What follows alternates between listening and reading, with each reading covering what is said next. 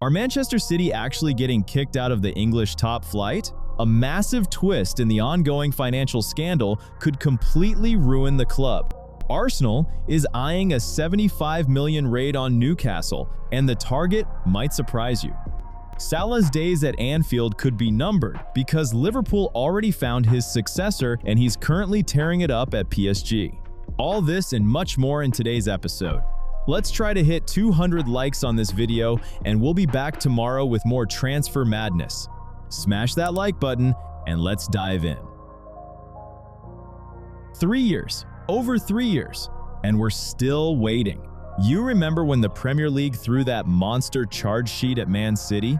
Falsified accounts, off-the-books payments, FFP breaches, complete refusal to help investigators. City say they've done nothing wrong. But here's the reality. The hearings ran September to December 2024. Everyone thought we'd get a verdict by early 2025. What have we actually got? Nothing. Silence. And it's damaging the league we all watch every week. If you can't trust that the system's fair, what's the point? We need transparency. We need answers. All we're getting is toxic uncertainty.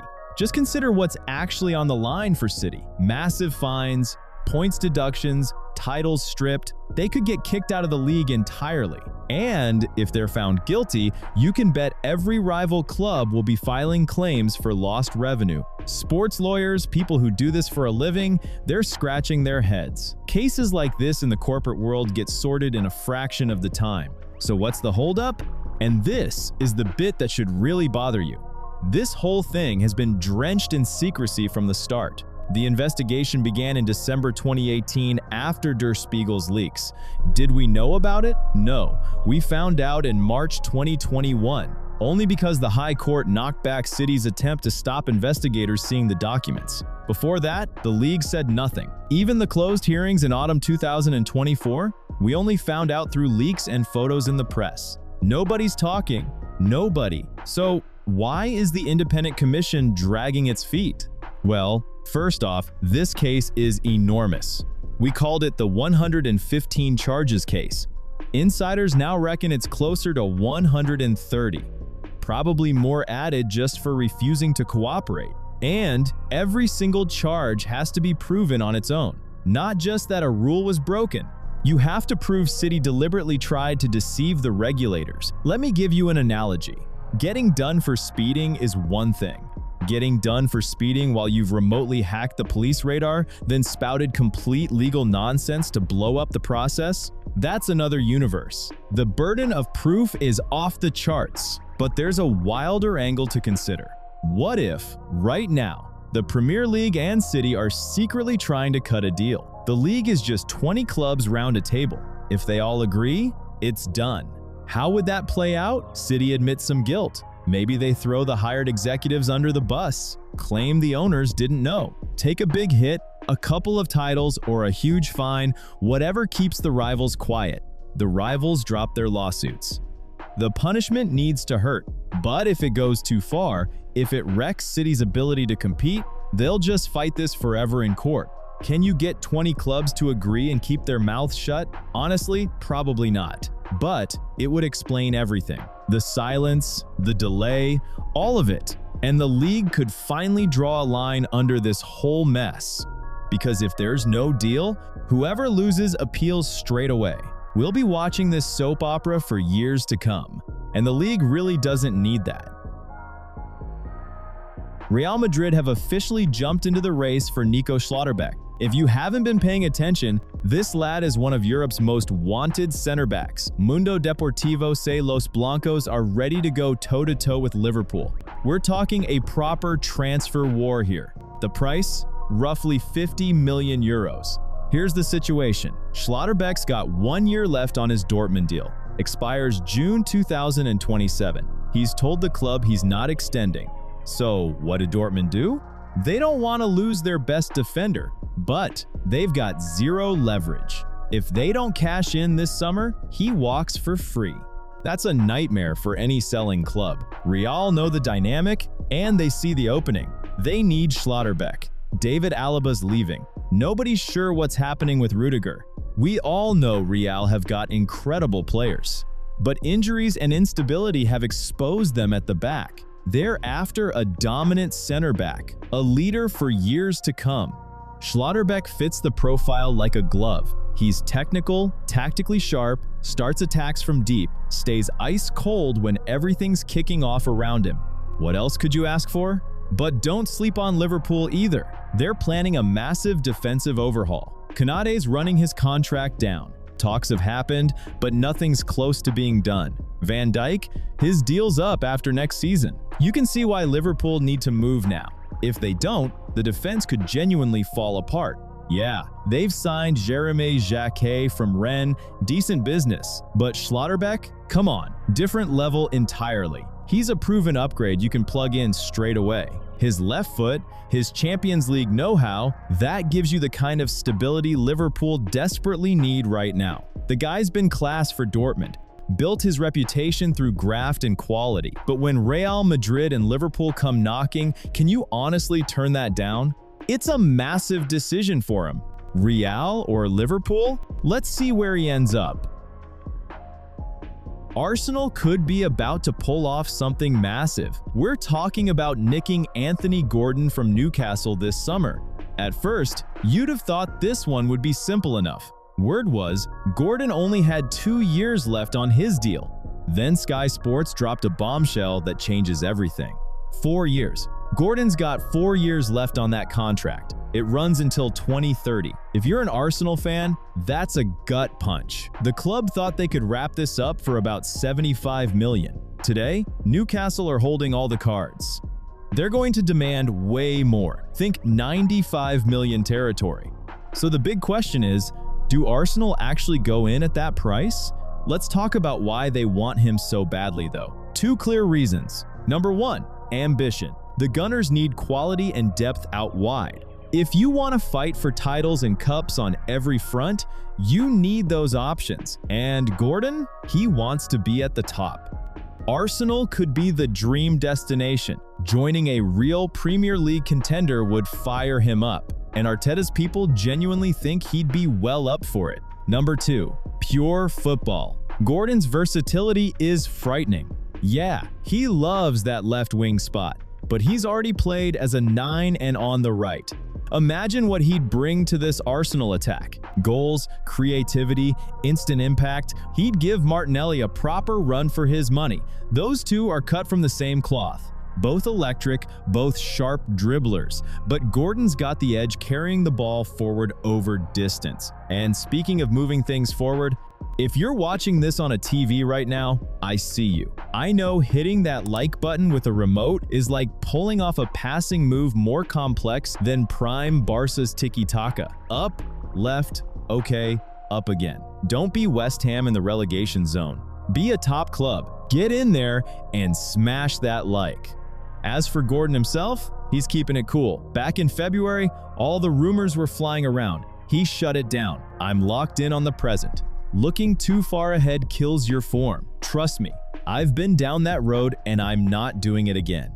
You know what makes this really juicy though? That long contract and bigger price tag? They won't put anyone off. Gordon's been too consistent to ignore. Other clubs are already sniffing around. So if Arsenal want to win this race, they're going to have to open the checkbook wide, really wide. So Bayern are going all in to keep Harry Kane. Premier League clubs sniffing around, Saudi money lurking. Of course they want to lock him down, but there's a problem. Kane's 32, and he's got barely a year left on his contract. If nothing gets done, he walks in summer 2027 for absolutely nothing. Gone. Fabrizio Romano's saying Munich are already working on their long-term plans. And Kane? He's right at the top of that list. The board want to sit down and get a new deal sorted. But the interesting part? Neither Kane nor the club are in panic mode. We don't even know if talks will happen before the World Cup or after. Then there's the whole Barca drama. Javier Villajoana, a Barcelona presidential candidate, came out publicly. He said his people had already contacted Kane's camp.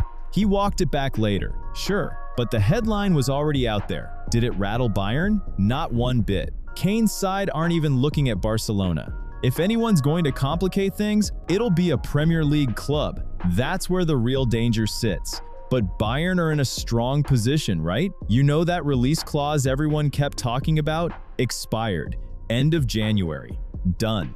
And the club have built a solid relationship with Kane's dad and brother. Those are the guys who advise him. Munich are confident this won't turn into some long, ugly saga. It comes down to the money and the personal terms.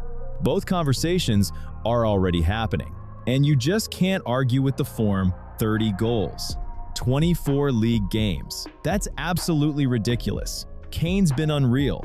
Bayern are firing across every competition. They see him as the heartbeat of everything they're building. To be fair, Barcelona might fancy him as Lewandowski's replacement. Makes sense, but right now, Kane leaving just isn't happening. Bayern won't sell. Kane's not asking to go. Simple as that. Right? Listen to this. Atletico Madrid might be about to land a proper blockbuster signing. We're talking about Darwin Núñez. You know the situation.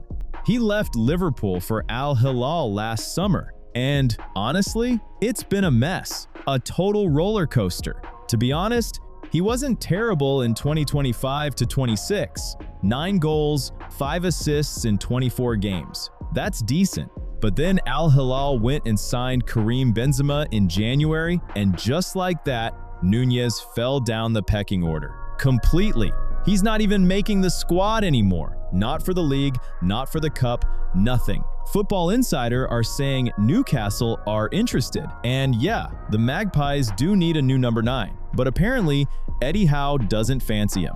So you can probably cross Newcastle off the list. Atletico though? That's where it gets interesting. The Colchoneros have been watching Núñez for ages. Right now, they're the clear favorites. Juventus? They're sniffing around too, but Atletico are ahead, and the timing makes sense. Griezmann's almost certainly off to MLS. They need someone to step in, and Núñez looks like a strong fit. It actually makes perfect sense. This lad's been stuck in Saudi football, barely getting a game, and now he could walk straight back into one of Europe's biggest clubs. His reputation hasn't taken a hit. European sides still rate him highly. The catch? Money. Obviously, Al-Hilal are going to want serious cash, and Núñez won't come cheap on wages either. That's the one thing that could scupper the whole move. But the feeling is that he will leave Saudi Arabia this summer, and if Atletico pull this off, you're looking at one of the biggest transfers of the entire window. Salah leaving at the end of this season? It's looking pretty much nailed on now. And honestly, how do you even begin to replace him? This isn't just a big loss for Liverpool. It's colossal. The club get that. They know the size of the problem. But let's not kid ourselves. Finding someone who does what the Egyptian does on the right can't be done. No player on earth gives you that same output. But Liverpool have to try, don't they? So who's the target? Well, according to Top Skills Sports, Liverpool have zeroed in on Khvicha Kvaratskhelia from PSG. And this isn't some random name pulled out of thin air. Liverpool scouts have been watching the Georgian since his Napoli days. The talk cooled off when he moved to Paris, sure. But with Salah heading out, the Anfield bosses have switched things back on. Kvara is their #1 pick right now, and sources say he's always dreamed of wearing the red shirt playing at Anfield. In front of you lot. Numbers-wise this season, Kvara's clocked 32 appearances for PSG across all competitions. 9 goals, 6 assists.